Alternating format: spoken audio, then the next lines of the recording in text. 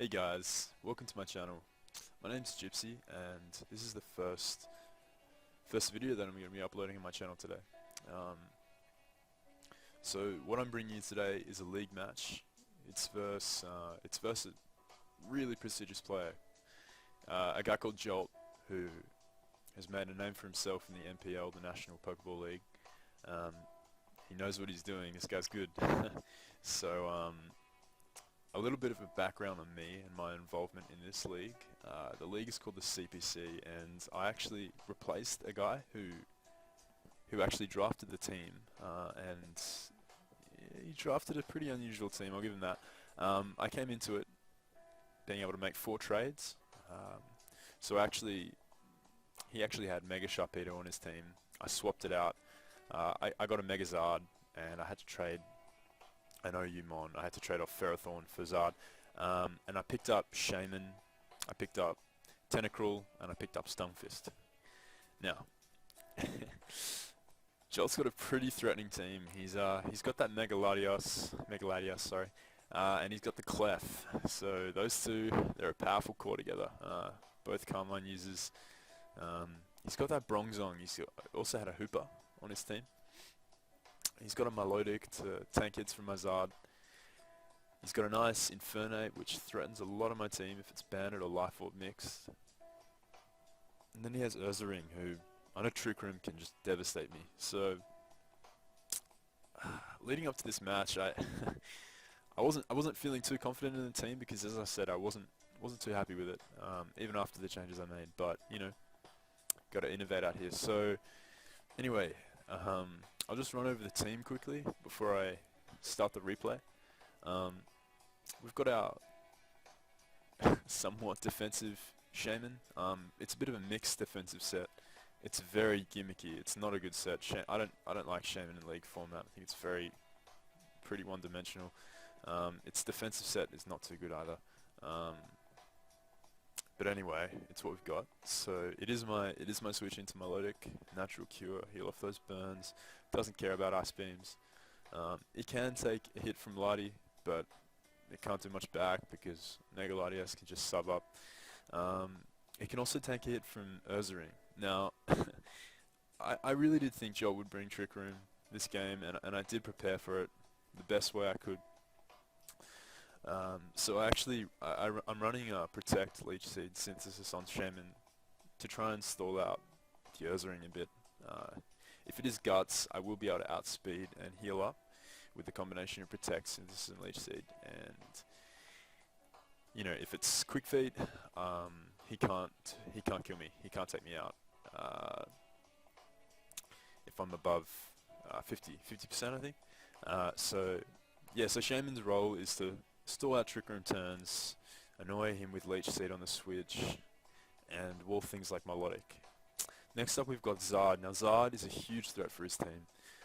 At +1 it can outspeed everything bar a Scarfed Infernape, if I am jolly.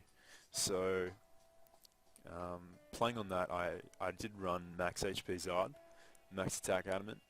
The reason for that being that I can set up on Clef, provided it doesn't have T-Wave, which is a pretty big if because we all know how good T-Wave Clef is.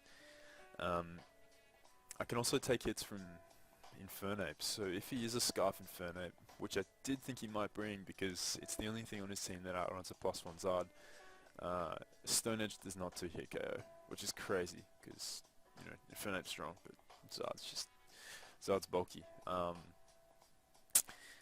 So I do have the Dragon Dance, the Flare Bits, and the Dragon Claw for coverage on his Mons. Got to hit Clef somehow, and got to take out that Megaladios if I can. So next up we've got Thundarus. Now this, the fabled no stab Thundarus. I'm actually running sub because of Prankster on a Trick Room. I can still get a sub up before he can attack. So again, this is me trying to stall out Trick Room turns as best I can. It's a really pathetic attempt, but you know, you got to do what you got to do. So I'm running knockoff with enough attack investment to break Megaladios' sub. Now, given the fact that I do have Zard, he can't run the bold. I know he's going to bring the sub Carmine Laddie, but he can't run the bold because Zard outspeeds if I'm Jolly, so he's going to be forced to run timid, meaning that he'll run 248 HP and probably 84 defense or whatever it is, with timid to outrun my Zard. So I know that with the investment I have on Thundaris, I can take out a sub with a knockoff, which is important because it can pressure him to sub again later in the match, fearing my T-wave because he will switch out most likely if I do break his sub. I am lefties on Thundaris and I am max HP, which is really weird, but I have enough speed to speed creep a laddie speed creeping a Jolly Zard. So I am, I think, 172 speed EVs, enough to outspeed, yeah, so enough to outspeed that laddie. And the rest in bulk and attack. This means I can actually more effectively stall out Bronzong as well. I am taunt, T-wave, knockoff, and substitute. So this allows me to stop Bronzong from setting rocks, because rocks are a huge problem versus my team. So unless he's mental herb Bronzong, unless you know, or he explodes turn 1.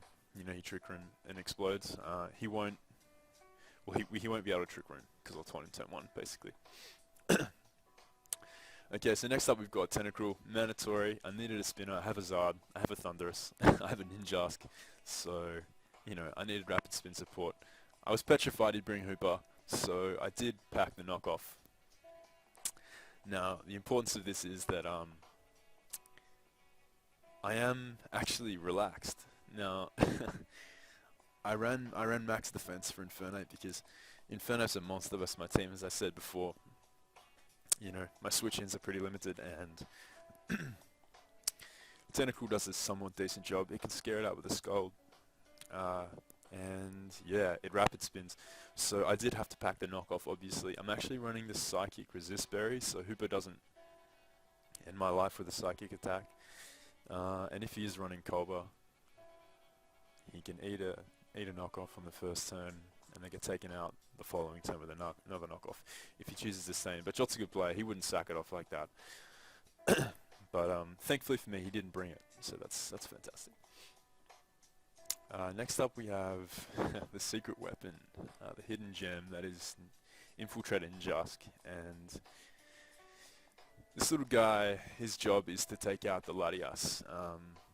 Mega Latias likes to sub up on the majority of my mons, and if I can catch it trying to calm mind, he gets greedy and calm minds just after he subs, thinking he can roost off next turn. My Ninjask is actually banded, and with Infiltrator it can go right through the sub, take out the Mega Latias if it's at or below 75% depending on rolls. So that's fantastic, but it really does depend on how he plays his Latias. So next up I have my AV Chloritza.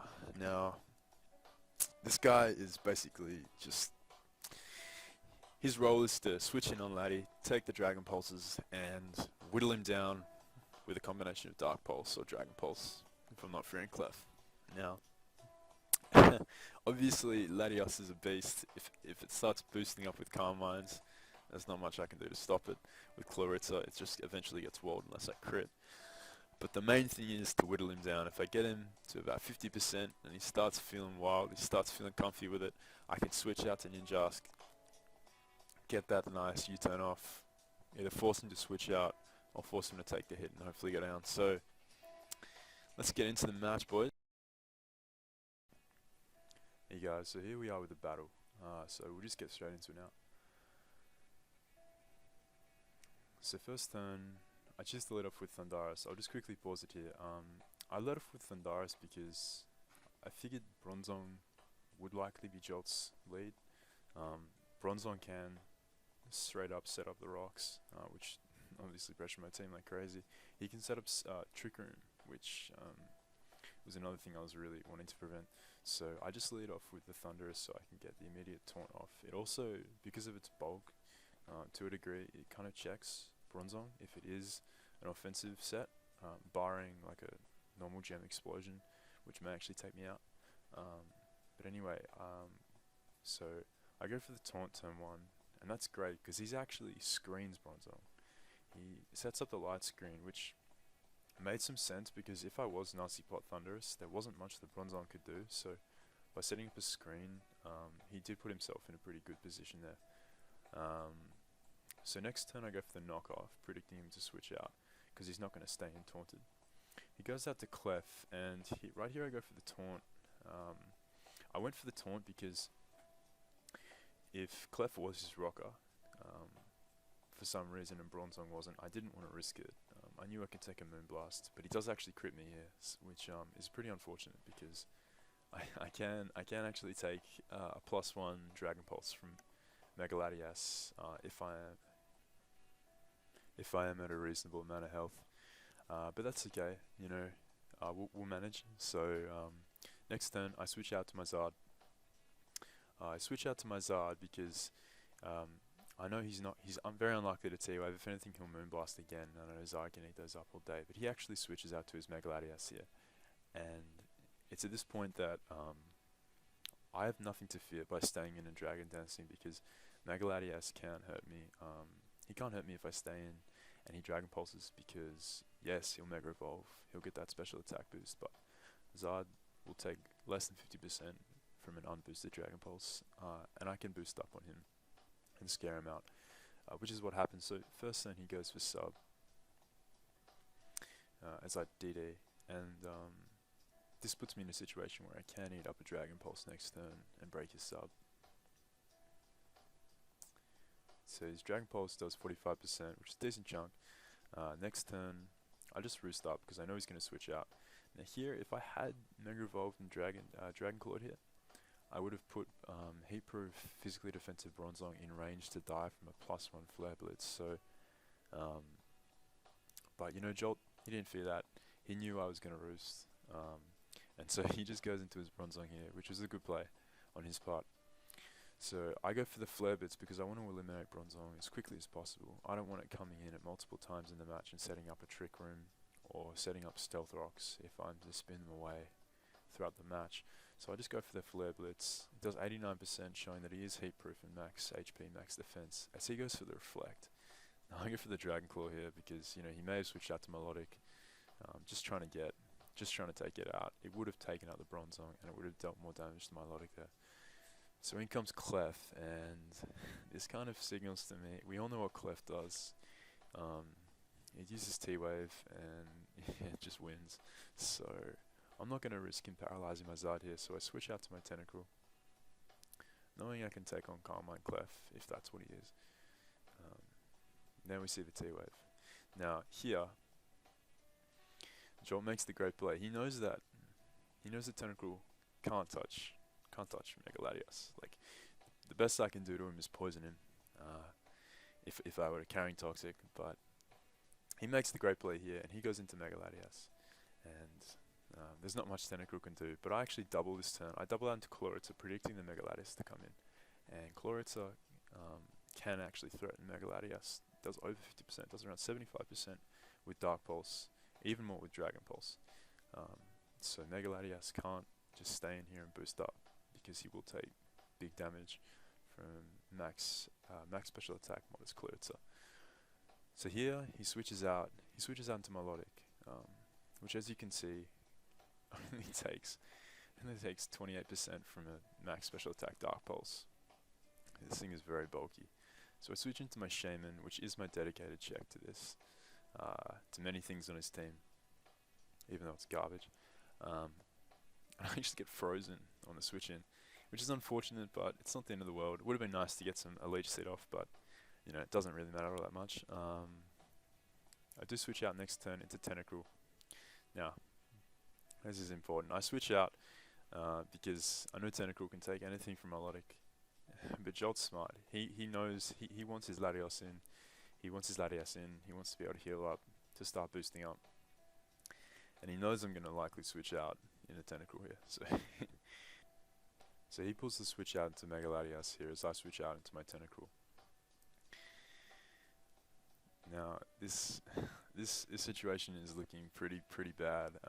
However, This is where my prepping comes into play, because Jolt's in a situation where he can either roost up or he can sub, knowing that he can easily heal up or threaten out my switch in to Mega Latias. So I'm banking on the sub. Even if he does roost up, it's not the end of the world. But it'd be fantastic for me if he does sub up here, because I can bring in my Ninjask and take it out with a U-turn. Infiltrator penetrating the substitute right there. And that is what happens. I do manage to go for the U-turn and take out this huge threat to my team, which is fantastic.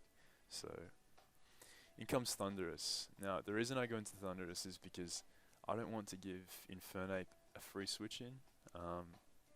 By going to something like Shaman, which is my my sack to a lot of his offensive mons, I do give Infernape an easy time to just come in and click Flare Blitz or Close Combat. At this point I don't know his set, so he could be Life Orb set, he could be a Sword Stance set. I was actually quite fearing a setup Infernape, so I go out into my Thunderous knowing I can neuter it with Thunder Wave if need be. He brings out his Ursaring here, and now he goes for Protect here, and I go for Sub.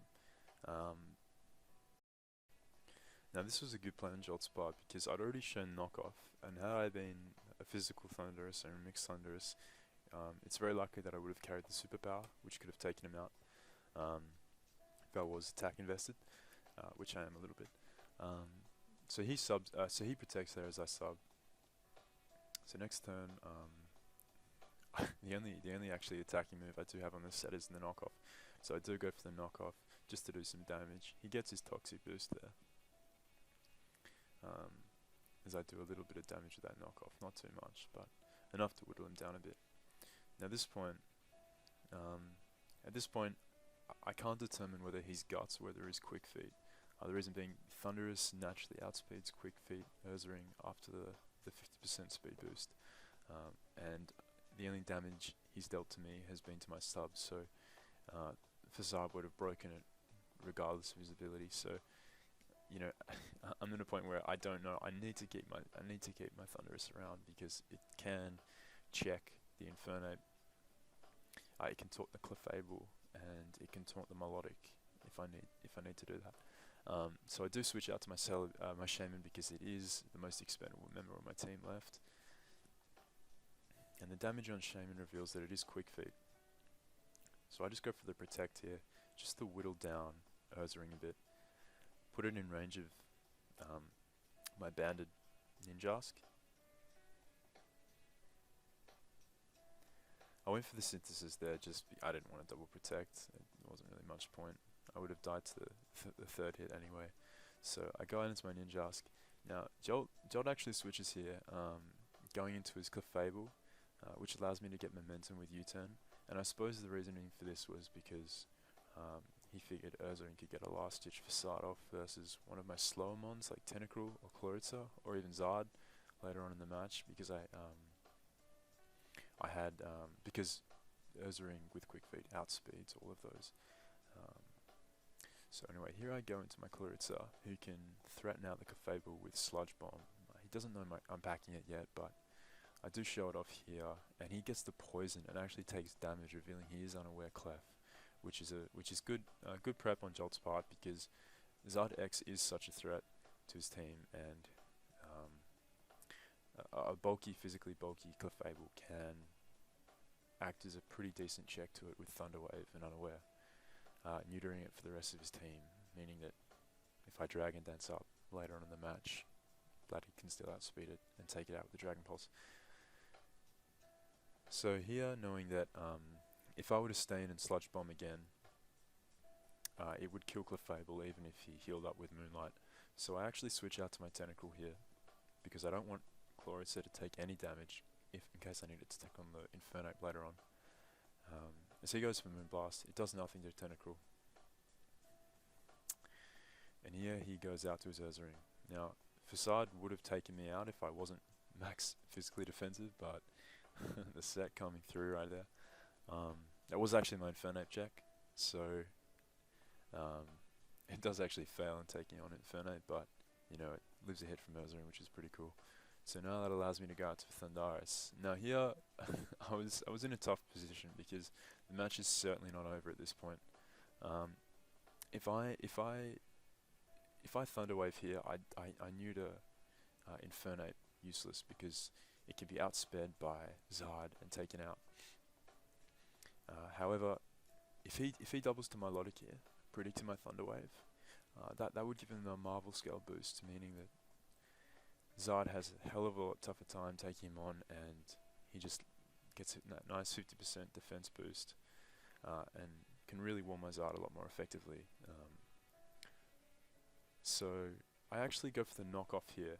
Now, if he was Choice Scarfed, it wouldn't have taken out my Thundaris, and if he was Choice Banded, I would have knocked him off first, so I would have lived the hit regardless. So I do go for the knockoff here. It is my safest play.